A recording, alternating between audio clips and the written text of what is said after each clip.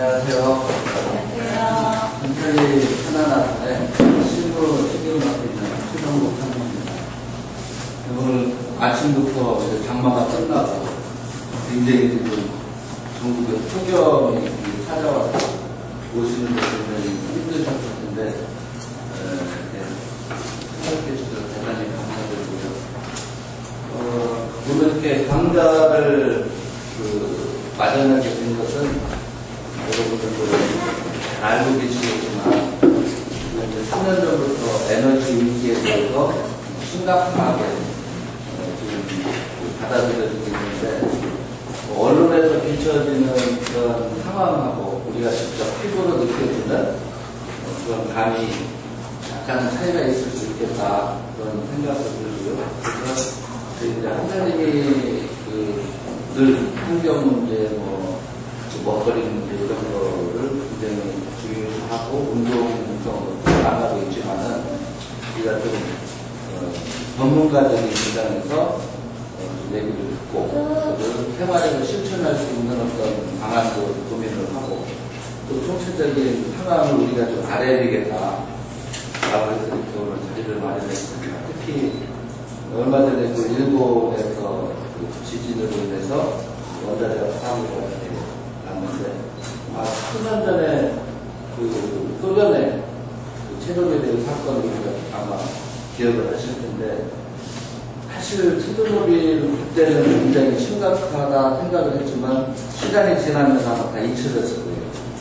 근데 최근에 보도를 보니까, 거기에 심각한 생태 교란이 생기고, 그거로 인해서 수십만이 죽거나 아니면 핵 오염으로 인해서 기대를 하고 있는데 그런 걸 우리가 조금 더 다가가서 우리가 받아들일 수 있는 또 우리가 이걸 어떻게 대처해 나갈까 이런 것도 좀 함께 고민하는 시간을 마련했습니다.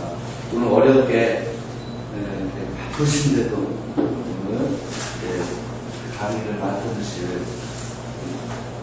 강사님이 오셨는데 현재 국유고등학교에 선생님으로 일을 하시고 이분야에 굉장히 지질학을 전공을 하셨고 지질에 대한 전문가들이 선생님이신데 오늘 되게 시간을 내주셨어요.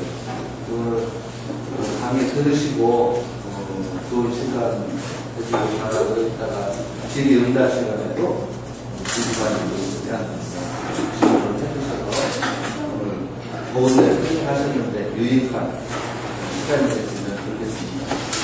우리 강사님 김준덕 선생님이십니다.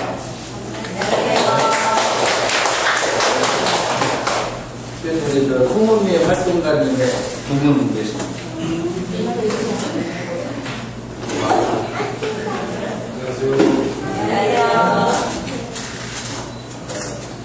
사실 저는 전문가도 아니고요.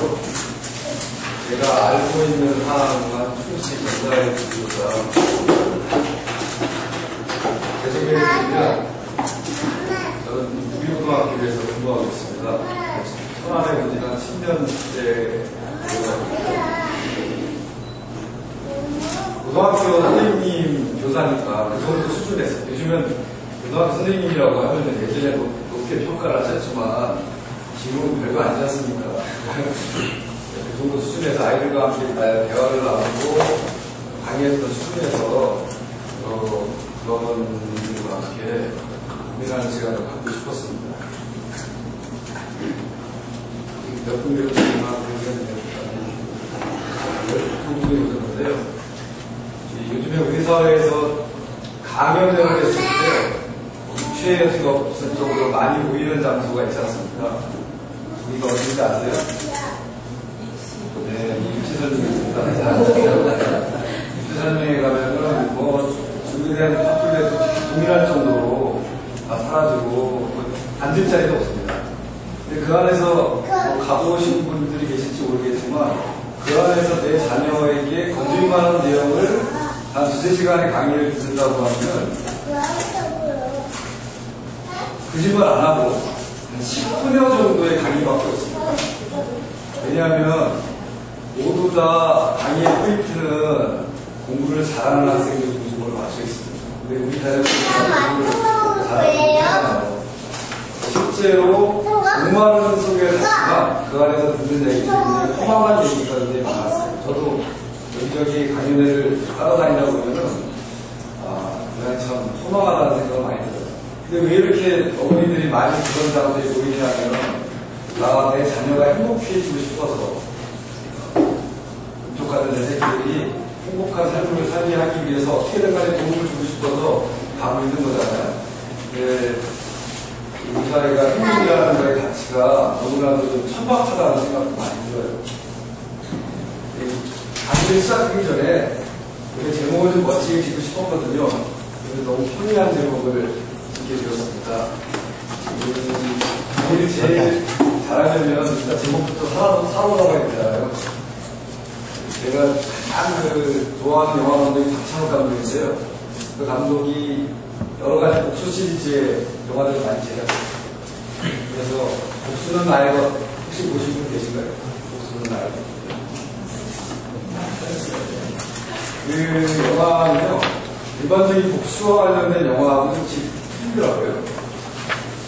홍콩 노아르 영화에서는 사부를 죽인 원수를 죽이기 위해서 멋지게 쌍꺼총을 들고 주인과에게 멋지게 장렬하게 전사하는 그런 장면까지 나오는데, 이 박찬욱 감독의 복수는 나의 것이라는 영화를 보고 있으면 세상에 그런 찌질한 복수가 없습니다. 정말 사람 죽이는 것도 찌질하게 죽이고, 그리고 복수에도 명쾌하고 쾌활한 감정도 느껴지지 않고 기승전결이 별로 없어요. 근데 그 영화를 다 보고 나서 왜 복수는 나의 것이라는 영화 제목을 정했는가 궁금히 생각해보면 그게 성서에 나오는 창세기에 있는 나오는 말이거든요. 복수는 신에게 맡겨진 것이지 인간끼리 해서는 안 된다. 복수는 나의 것이라는 나라고 하는 것이 갓을 말하는 겁니다. 그렇게 영화 제목처럼 멋지게 에너지 말고 나오고 싶었는데 그러지 못했습니다. 그래서 제가 좀 서로를 장황하게 할 수밖에 없는 걸 이해해 주시기 바랍니다. 조순 씨라고 다들 아실 겁니다. 조순 씨. 거기 부총리까지 지내셨던 분이고, 우리 학교 다닐 때는 대학원이 지금 경제학을 잊지 않은 부분이 거의 없었던 분이죠. 대학원이 어떤 기업 임원에게 경제학 강의를 해주십시오라는 부탁을 받았습니다. 그래서 너무 기쁘게 경제학 강의를 꼭 해드리죠. 아마 제가 알기로는 삼성으로 아시겠습니다. 그런데 경제학 강의를 원하는 임원의 의도가 뭐였냐면 요즘에 우리 직원들이 재테크에 관심이 많습니다.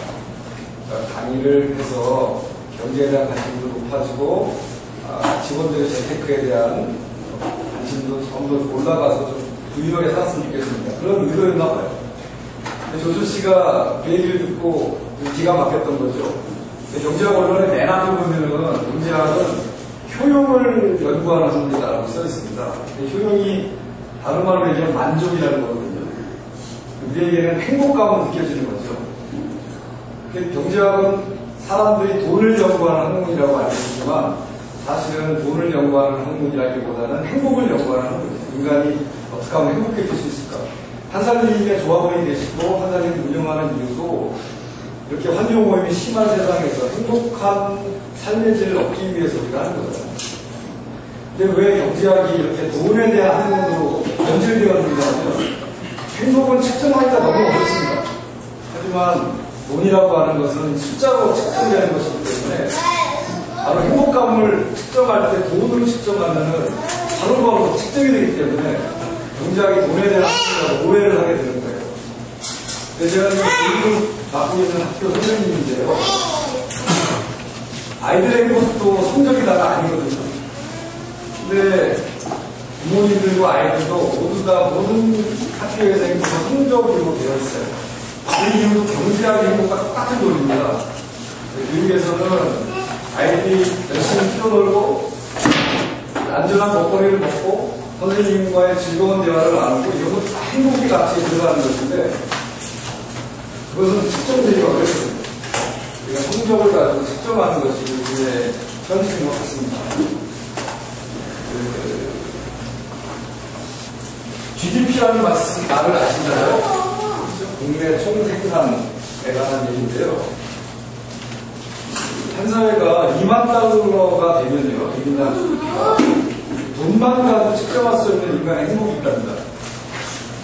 왜냐하면 이 GDP라고 하는 건 어떻게 발생되는 거 아시잖아요. 부가가치가 커지면서 붙어지는 거거든요.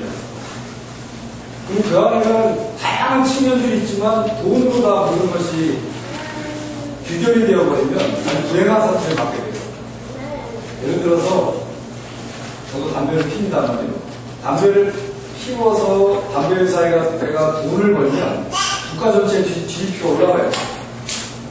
그러니까 사람의 몸이 망가지는 것과 무관하게. 그리고 벌목을 해서 화장실을 만들면 그 화장실에서 돈을 벌죠. 그러면 국가 전체 GDP가 올라갑니다. 환경이 파괴되는 것과 무관합니다. 아주 심한 예를 들면 마약을 거래해가지고 지하경제에서 돈이 만들어지고 그것이 지상으로 올라와서 돈이 놓이게 되면 국가사회의 GDP가 올라갑니다. 그것의 폐해는 뭐 이거 말할 수가 없죠. 그러니까 GDP 하나만 가지고 우리가 국가를 운영한다는 것이 얼마나 위험한 것인가를 우리가 단적으로 알려주는 거예요. 그 원자력 발전에 대한 얘기를 하다가 부분이 조금 길어서 이해해 주시기 바랍니다. 왜냐하면 제가 오늘 말씀드리고 싶은 것은 원자력의 메커니즘과 지각판의 메커니즘을 말씀을 드릴 거예요. 하지만 그것에 이전에서 결국은 원자력 발전과 환경에 관한 문제들은 국가의 철학의 문제고 개인의 철학의 문제이기 때문에 그 앞에 말씀을 조금만 더 드리겠습니다. 저도 잘 몰랐는데요. 자유주의라는 말을 들어보셨잖아요. 최근에 또 인기 있는 말 중에 하나가 또 신자유주의라는 말입니다. 과연 자유주의가 무엇이고 신자유주의가 무엇인가를 명쾌하게 설명해 주는 사람이 별로 없더라고요. 그래서 저 나름대로 한번 읽어봤거든요. 읽어봤더니 자유주의와 신자유주의가 큰 차이가 없더라고요. 예를 들어 자유주의로 설명을 들어볼게요. 차이가 무엇인가 한번 판단해 보세요. 자유주의라는 것은 국가는 간섭하지 마세요. 시장이 알아서 하겠습니다. 그게 자유주의고요. 신자유주의도 국가는 간섭하지 마세요. 시장이 하겠습니다. 그게 신자유주의입니다. 사실은 텍스트 써있는 글만으로 보면 두 가지의 차이를 전혀 발견할 수가 없어요. 근데 자유주의가 만들어졌던 시대를 읽고 신자유주의를 지금 하고 있는 시대를 읽는다면 전혀 다르다는 걸 알게 되거든요. 자유주의가 발행했던 시대는요, 여전히 국가 권력이 굉장히 힘이 셌던 세상이었습니다. 거의 100%가량의 국가 권력이 모든 경제를 틀어주고 있을 때입니다. 그러니까 신용부족이 상공 계급들이 좀 나름대로 자기의 힘을 발현하고 싶고 돈을 좀 돌게 하고 싶은데 적어도 그때는 지금들은 굉장히 효율적인 모습이었어요. 근데 국가가 너무 간섭을 많이 했던 거예요. 그러니까 국가를 조금 간섭하지 말아라. 너희들 너무 전체주의적으로 나를 다스리지 않느냐. 우리가 좀 나름대로 성공을 발달시키겠다. 그러면 자유주의가 성공을 하게 되면 국가 권력이 그동안 100% 모든 경제를 틀어주고 있었을 때 한 70%를 주고요. 나머지 30%를 시장 권력이 갖게 되는 거예요. 근데 지금의 신자유주의는 똑같이 국가 권력은 나가세요. 우리가 하겠습니다라고 하는 거거든요. 근데 알다시피 이건희 회장과 MB 중에 누가 더 힘이 세겠습니까? 우리나라에서. 당연하죠. 이건희 회장이 힘이 세죠. 그러니까 국가 권력보다는 시장 권력이 훨씬 더 힘이 많은 세상입니다. 거의 한 30대 70 정도로 시장 권력이 힘이 셀 겁니다. 근데 그런 상황에서도 국가 권력은 빠지세요. 우리가 하겠습니다. 라고 하는 게 신자유주의입니다. 그러니까 신자유주의가 되면 불행한 사태가 오는 건 불보듯 뻔하죠. 신자유주의가 우리에게 얘기하는 아주 재미있는 미래가 있어요. 국가의 부를 늘려주겠다. 근데 그러기 위해서는 노동조건을 좀 유연화시켜야 되겠다. 뭐 이런 여러 가지 얘기하는데 실제로 노동조건의 유연화를 우리가 두 글자로 주면 알다시피 해보지 않습니까? 아주 무서운 말을 부드러운 말로 이렇게 바꿔가면서 우리에게 협박반, 장밋빛 미래 보장반 이렇게 하고 있는 거죠. 이번 원자력 발전소의 그 폭발로 일본에서 있을 때도 우리의 수많은 언론들이 거짓말을 많이 했어요. 그래서 사실 저는 공교육을 받고 있는 사람이기 때문에 수업 시간에 학생들에게 이 모든 것은 거짓말이야라고 말할 수 없는 사람입니다. 그렇기 때문에 항상 말을 하고 수업을 하면서도 죄책감을 느끼고 살아가고 있습니다. 근데 오늘 좀 자유로운 분위기 속에서 이것이 왜 거짓말이었고 우리가 앞으로 어떻게 대응을 해나가야 될 것인가에 대한 얘기를 좀 자유롭게 할 수 있는 기회가 있어서 저희는 참 다행이고 감사드립니다. 일단 영상물을 하나 잠깐 보겠습니다.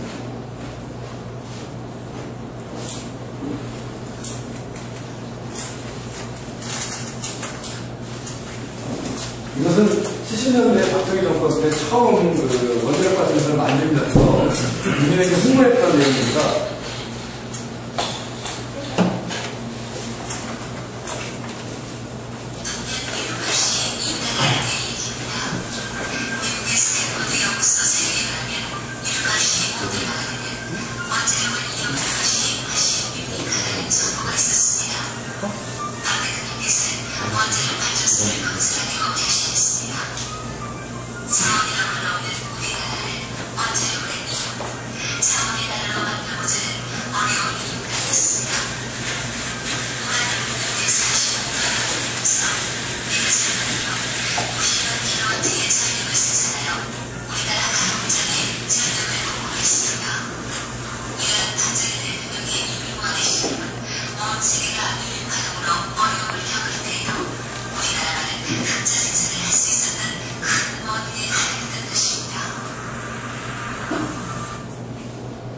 이것이 초창기에 있었던 우리나라 원자력 발전소 홍보 영상이었어요.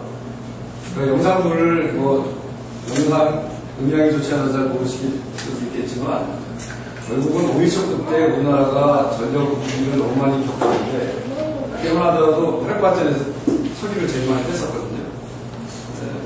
석유를. 그런 상황에서 좀 싸게 전기를 만드는 유일한 대학은 원자력이었다. 그것에 대해서 단서를 걸거나 비판할 사람들은 거의 없었어요. 이랬던 우리나라가요. 지금은 원전 홍보의 질이 좀 달라졌어요. 현재 원전 홍보.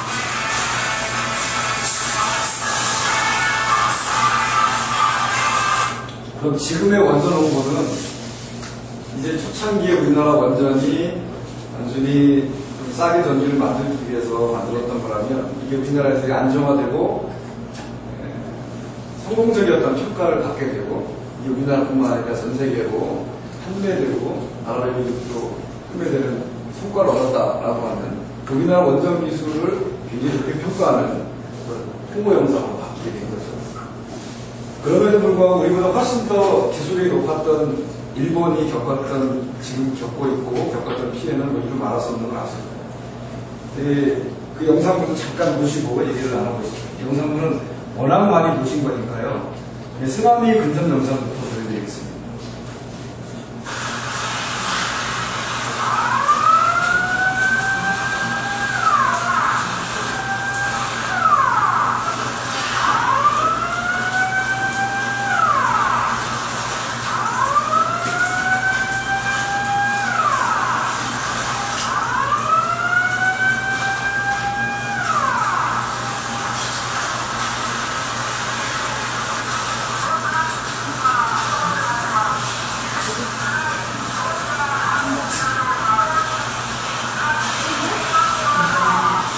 그리고 저거는 우리가 다 본 장면입니다.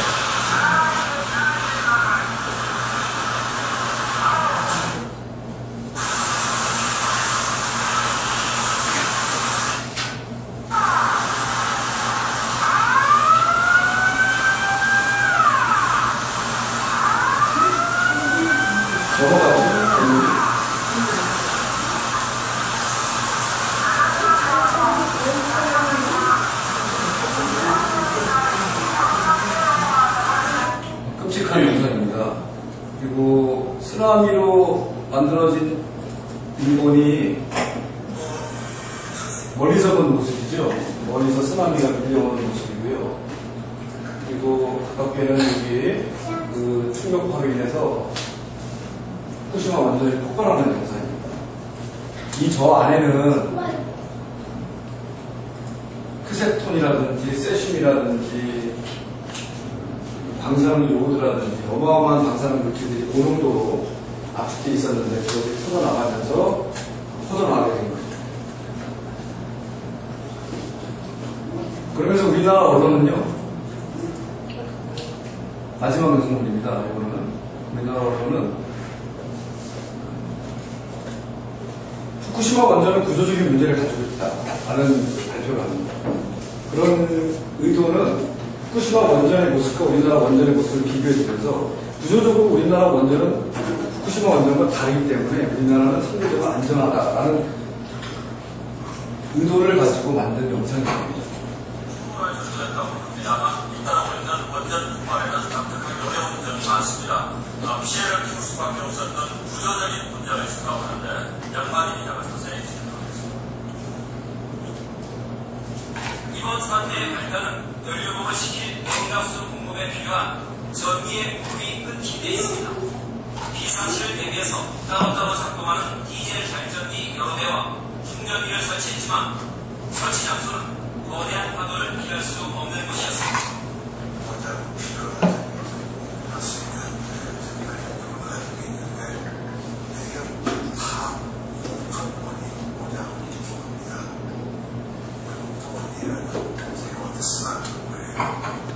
원자로를 둘러싸고 있는 건물의 구조도 문제였습니다. 공기를 가두고 있을 수 있는 공간도 좁은 데다 도심이 산화하면서 발생한 수소가 돔 모양과 달리 육면체에서는 고설리에 모이기 쉽습니다.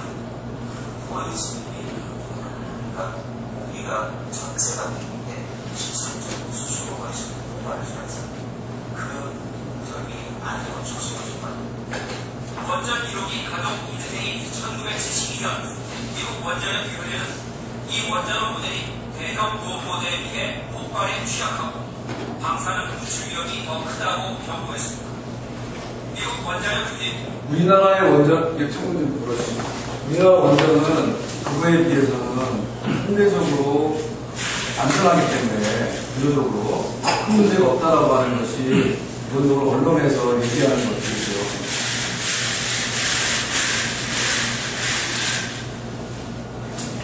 이 세계사를 우리가 나눌 때요, 모두가 자기는 다 안다고 믿었던 시대가 있었답니다. 그때는 다 부족 정도 시대였죠. 근데 그때는 행복했어요. 근데 그러다가 현명한 사람들은 많이 안다고 생각했고, 어리석은 사람은 별로 아는 게 없다고 생각했던 시대가 있었습니다. 그때는 우리 진보의 시대라고 얘기하는데, 그때가 과학기술이 막 발현됐을 때입니다. 근데 지금은 어리석은 사람만 자기가 많이 안다고 생각을 하고요, 현명한 사람은 자기가 별로 알지 못한다고 생각하는 시대예요. 그때를 바로 우리 재앙의 시대라고 부른다. 왜냐하면 세계 경제를 움직이는 모든 방식들이 지금은 정상적으로 가동하기 힘든 세상이기 때문에 세계 석학들은 이제는 불투명한 시대입니다. 무엇 하나 진리라고 말할 수 있는 게 없습니다. 심지어는 물리학도 그렇지 않습니까? 그런데 몇몇 사람만 착각하고 있는 거죠. 우리는 장미핀 미래를 가지고 있고 긍정적인 견해를 주는 사람이 있어요. 근데 그런 사람들은 자기가 얼마나 바보 같은 생각을 하는지 스스로 모르고 있는 사람들이에요. 근데 우리 원자력 발전도요, 대충 비슷하거든요. 제가 수업을 하다가 지구온난화 얘기를 주제로 얘기합니다. 그럼 학생들은 많이 알아요. CO2가 어쩌다, 메탄이 어쩌다 얘기를 많이 합니다. 그런데 실제로 집에 들어와서 내가 CO2를 줄이기 위한 삶을 어떻게 살아가고 있는가에 대해서는 다 이해를 야구하는 조건이죠. 나중에 커서 다 큰 집을 갖고 싶어 하고 다들 큰 차를 갖고 싶어 합니다. 근데 그런 라이프 스타일들은 결국은 우리가 걱정했던 지구온난화를 가속화시키는 공범이 되는 그런 과정입니다. 아다시피 우리도 그 블랙스완이라는 말을 들어보셨을 겁니다. 블랙스완. 영화도 많이 나왔는데 예전에는 다 맥주가 하얗다고만 믿었잖아요. 근데 축선장이 호주를 갔을 때 검은색 맥주를 발견했습니다. 그러니까 맥주가 하얗다는 기준이 산산조각 난 거예요. 그러니까 이 시대를 이끌어 나가는 것은 예측 가능한 것들은 전혀 이끌어갈 수가 없어요. 왜냐하면 예측 가능한 것들은 다 예측할 수 있기 때문에 그것이 충격파로 다가오지 않습니다. 하지만 예측 불가능한 것들, 그리고 있을 거라고 생각도 못했던 것들이 세계사적으로 빵빵 터집니다. 경제적으로는 미국의 서프라임 모기지론 사건이 있었고요. 그 다음에 에너지로서는 후쿠시마 원전 폭발이 있었고요. 이런 것들은 다 블랙스완이라고 하거든요. 근데 세상은 어떤 목적을 가지고 돌아가는 것이 아니기 때문에 일정하게 근데 언제 터질지 모르는 것들이 터졌을 때 세상의 변화가 너무나도 심각하게 벌어질 거예요. 그러면 일본 쓰나미에 이제 본론으로 들어가 보겠습니다. 요번에 일본 쓰나미 얘기를 들으면서 편석중이라는 말을 많이 들어보셨을 거예요. 아무리 일본에서 후쿠시마에서 원전이 터졌다 할지라도 우리나라는 중위도에 있는 편석중 이도대이기 때문에 이게 다 이유가 난다. 안심하십시오. 이런 얘기를 뒤에 모실 바퀴들은 많이 들으셨을 겁니다. 그 얘기를 들을 때마다 저는 기가 막힙니다. 왜냐하면 두 가지 이유인데요. 바람이라고 하는 것은 크게는 이 방향으로 가는 것이 일반적인 바람이에요. 하지만 바람의 방향은 예측할 수 없거든요. 예측할 수 있는 바람만 보다도 그렇죠. 여기에 지금 저기압이 있다고 얘기해보죠. 그럼 저기압이라고 하는 것은 아다시피 바람이 이 안으로 들어가는 거예요. 기압이 약한 것이기 때문에 센 쪽에서 저기압으로 바람이 들어가는데 지구가 자전하기 때문에 특정한 방향을 갖게 됩니다. 그 방향이 바로 이 방향입니다.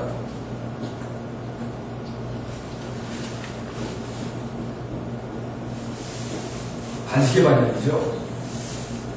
그렇죠?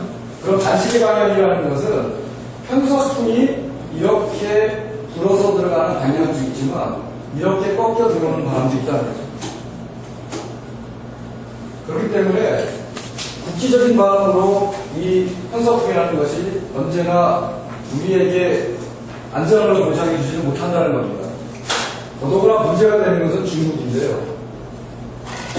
중국에는 지금 원전의 개수가 많지는 않습니다. 하지만 중국이 점점 에너지 다소를 국가가 되면서 전기가 많이 필요하죠. 그래서 앞으로 건설을 하고 싶어하는 발전소까지 합치면 50여 기가 건설될 겁니다. 향후 20년 안에가 건설될 겁니다. 그럼 여기가 해안가를 따라서 원자력 발전 특성상 냉각수는 많이 필요로 합니다. 바람물을 끌어다가 원자력을 식혀서 내보내기 때문에 해안가 입지하게 되는데 여기에 50여 개가 만들어지게 되면 이 중에 한 가지만이라도 문제가 생겼을 때 그거는 뭐 특별한 바람 방향을 꺾지 않아도 자연스럽게 편서풍을 따라서 우리나라에 직격탄을 줄 수밖에 없는 거죠. 근데 중국의 원전 기술을 우리가 믿을 수는 없지 않습니다. 일본도 이렇지인데 그리고 중국도 지진으로부터 안전한 나라가 절대가 아니지 않습니까? 지난번에 수찬지방에 지진 사건이 있었고요. 근데 주변에 이 우리나라, 중국, 일본 이 3개국이 갖고 있는 원전을 갖고 싶어하는 욕심은요, 아마 전 세계 모든 욕심을 합치고는 많을 거예요. 이런 위기 속에서 우리가 과연 원전에 대해서 얼마나 안심할 수 있을 것인가에 대해서는 말할 필요가 없는 겁니다. 이번에 일본에서 있었던 메커니즘만 잠깐 설명을 드리겠습니다.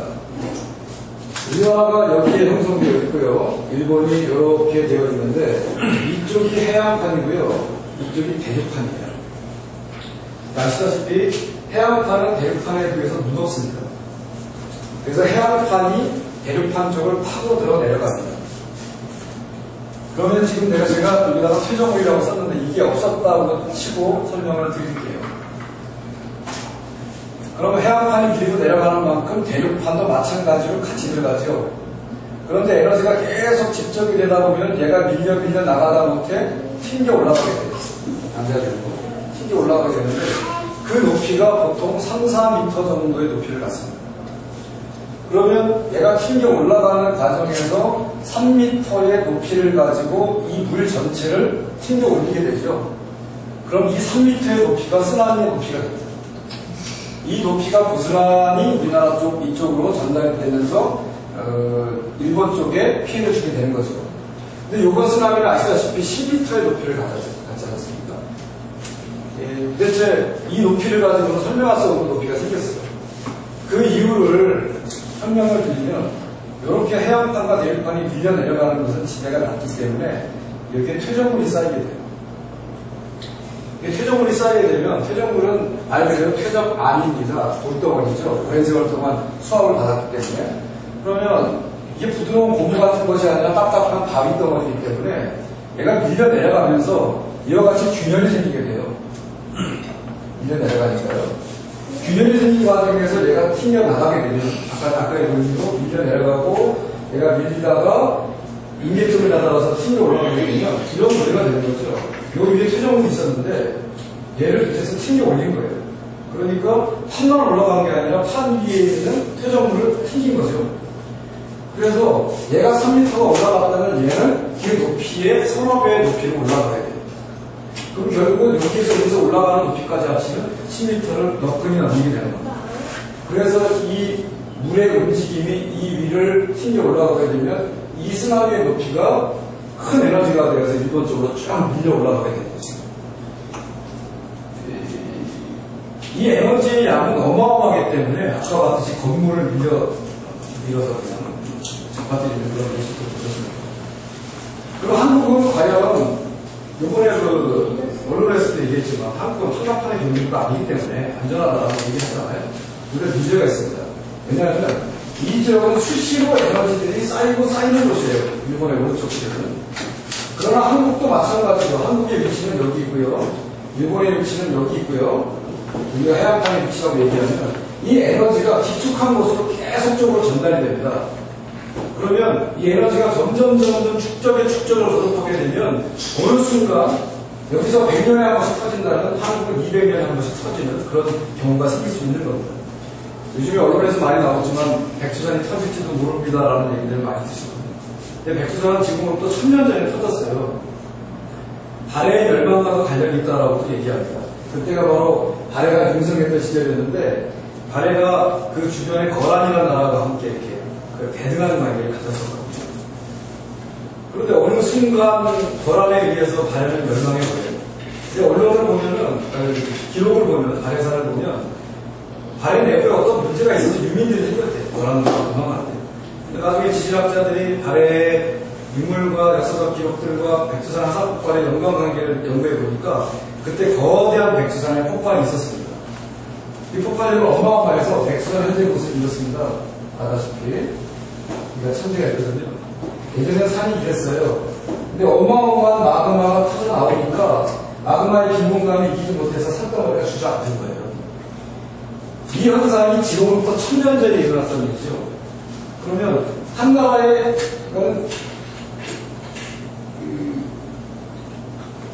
역사적 사실이라고 하면 우리의 예측인데요. 한 나라의 멸망을 가져올 만큼의 강력한 화산폭발이 한반도 내에 있었다면 우리나라 곳곳에 있는 원자력 발전소가 이 지진에 과연 안전할 수 있을 거에 대해서는 많은 지질학자들은 그것은 거짓이다라고 얘기합니다. 제가 전공이 지리다 보니까 한반도의 내용만 잠깐 한번 말씀드리겠습니다. 한반도는 지구 탄생과 거의 역사가 같이 합니다. 성캄브리아라고 얘기하는 한 30억 년 전에 한반도가 만들어졌어요. 근데 한반도는 아주 딱딱한 땅이기 때문에 아시다시피 어떤 고무가 있다면 우리나라 땅이 부드럽다고 얘기해보면 압력을 받으면 이렇게 휘어지지 않겠습니까? 이런 걸 전문용어로 스콘이라고 얘기하고요. 이 만약에 딱딱한 나무라고 얘기하면 오랜 압력을 버티다가 풀어질 겁니다. 이걸 단층이라고 얘기하거든요. 근데 한반도에는 굉장히 딱딱한 암석들이 많아요. 우리나라에서 가장 많이 있는 암석이 편마암이고요. 두 번째로 많은 암석이 화가암이라고 하는 암석인데요. 이 두 가지는 딱딱하기로는 둘째가 나면 서로가 암석입니다. 그 얘들이 밀리면요, 결국 부러짐이 생깁니다. 이런 걸 수많은 단층이라고 얘기하는데, 한반도에 곳곳에 많은 단층이 있습니다. 그 중에서도 단층이 우리눈에 확 보이는 것이 세 군데가 있습니다. 바로 여기가 있고요, 여기가 있고요, 그리고 세 군데의 단층 지역이 있어요. 그런데 그림을 보면 아시겠지만 위험한 지역이 있죠. 어디에 있습니까? 1번과 2번과 3번 중에서 3번이죠. 왜냐하면 이곳에 원자력 발전소가 3개나 있기 때문입니다. 우리가 월성과 울진에 있고요. 여기 영광에 있습니다. 여기 있는 것은 우리는 활성단층이라고 얘기해요. 근데 전문가들은 이걸 애써 부인하려고 합니다. 왜냐하면 활성단층이라는 말을 말 그대로 현재도 활발하게 움직이는 단층이라는 뜻이거든요. 근데 그것이 만약에 전문가들이 그렇습니다, 여기서 활성단층입니다라고 결론을 내려버리면 결국은 이곳에 있는 원자력 발전소는 아주 위험한 곳에 있는 게 돼버리니까 애써 아닐 수도 있다라고 부인하죠. 근데 역사적 기록은 숨길 수가 없거든요. 여기가 경주가 있어요. 아시다시피 통일신라 시대에 경주에 대지진이 있었습니다. 활성단층입니다. 그때 한 200~300명의 사망자가 생겼습니다. 근데 통일신라 시대의 경주는 고층 건물이라고는 없었습니다. 다 단층 건물이었어요. 그런데도 불구하고 그 정도의 사망자가 있었다면, 근데 저런 이 경주는 물론 건물을 높이 짓지는 못하지만 건물 3~4층 정도 되는 건물들은 많지 않습니까? 그 정도의 건물이 있을 때, 그리고 그것이 만약에 대도시에 발생했을 때, 그러면 저는 어마어마한 재앙으로 다가올 수밖에 없습니다. 그것이 지금으로부터 1000년 전 정도에 생겼던 거죠. 근데 그것에 기록도 있지만 또 하나 증거물이 얼마 전에 만들어졌죠. 부처님 불상이요. 그림자를 죄송합니다. 땅에서 발견이 됐습니다. 이게 원래는 누워있는 불상이 아니라 서있는 립상이었거든요. 그런데 경주에서 부처님의 립상이 땅 밑에서 발견이 됐어요. 근데 아주 다행히도 이 부처님 코 부분하고 땅 밑에 한 1cm 정도의 간격이 떨어져 있었습니다.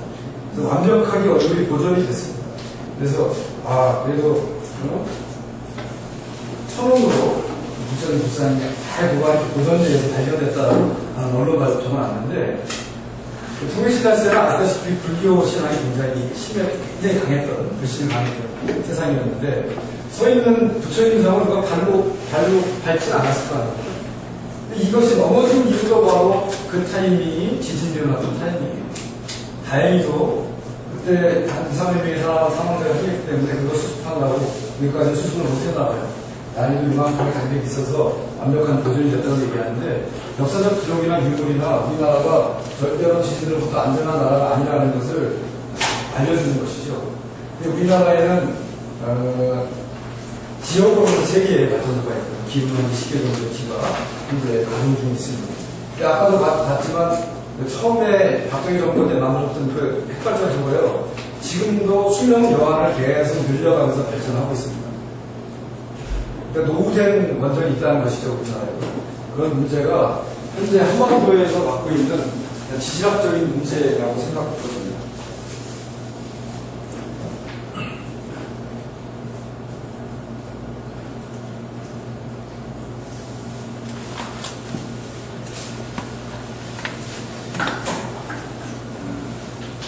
현재 그 에너지 위기가 점점 심화되고 있는데, 우리나라도 전기라는 것이 없다면 돌아갈 수 없는 나라입니다. 근데 전기가 만들어지는 과정을 잠깐 설명을 드리면, 전기는 아시다시피 크게 3가지 만들어지지 않습니까? 수력으로 만들고요, 화력으로 만들고요, 원자력으로 만듭니다. 사실은 원자력이라는 것은 번역이 잘못된 겁니다.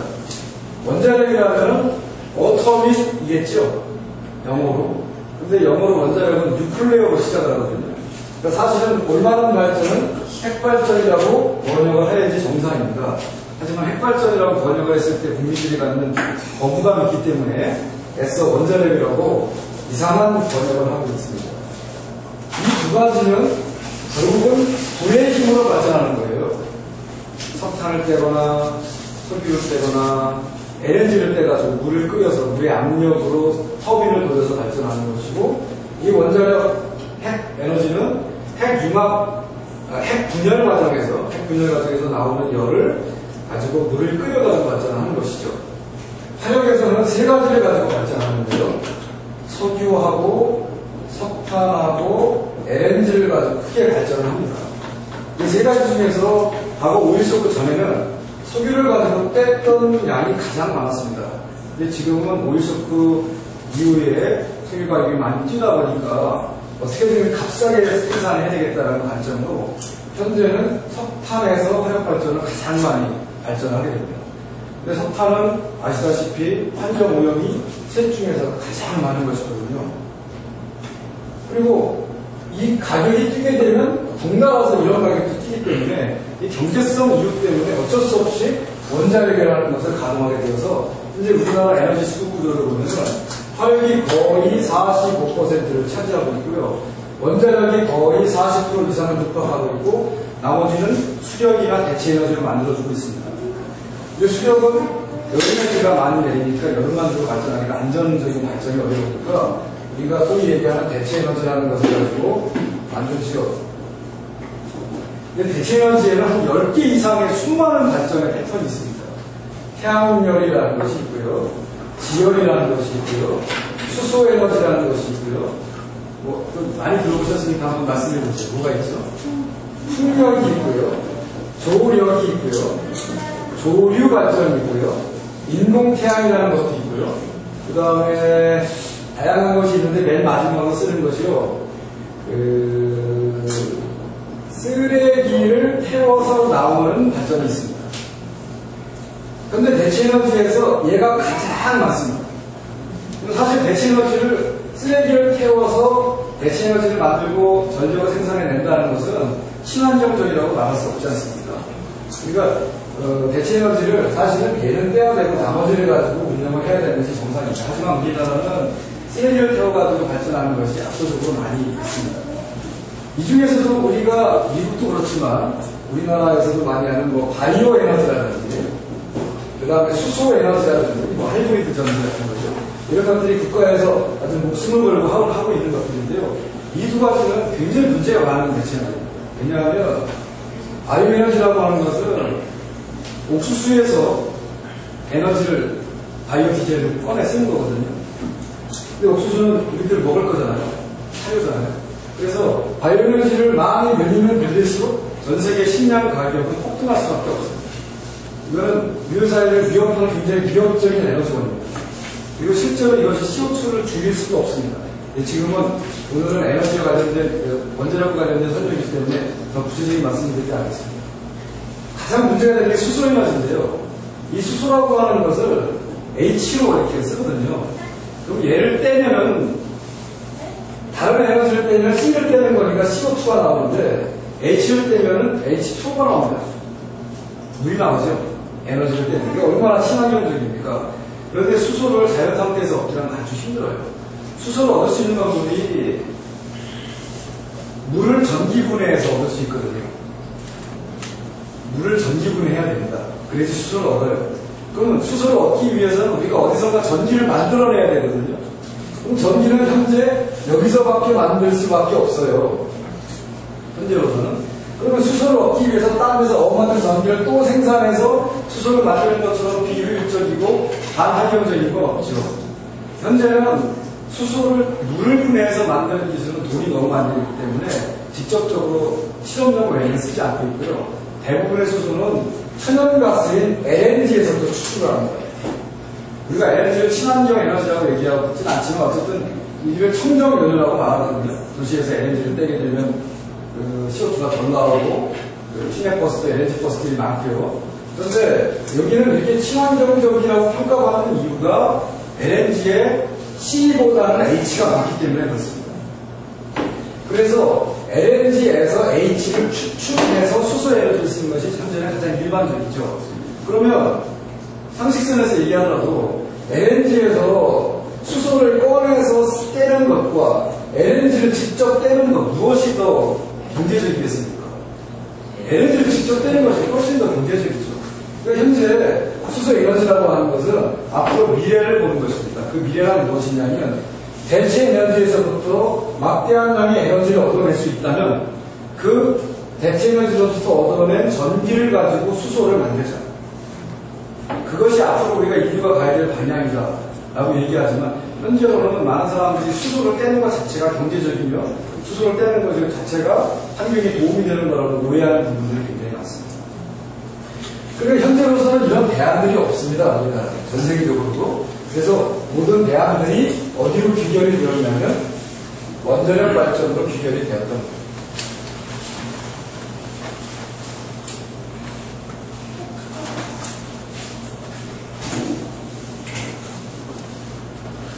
대안이 원자력과 신재생 에너지라고 얘기하는데 원자력은 이미 검증된 에너지라는 판단을 받았고요. 신재생 에너지는 아직도 걸음마 단계에 있다. 우리나라 원전은 전력의 30%를 넘어요. 근데 그것도 전력 생산량이 있고 전력 발전 설비가 있는데 양으로 볼 때는 40%를 이미 넘겼습니다. 그리고 온실기체를 뿜자는 깨끗한 에너지라고 많이들 알려져 있습니다. 적어도 방사능 오염에 대한 피해는 있겠지만 그것만 해결이 되면 원자력 발전소는 직접적으로 CO2를 내뿜지 않으니까 친환경적이다라는 평가를 받게 되죠.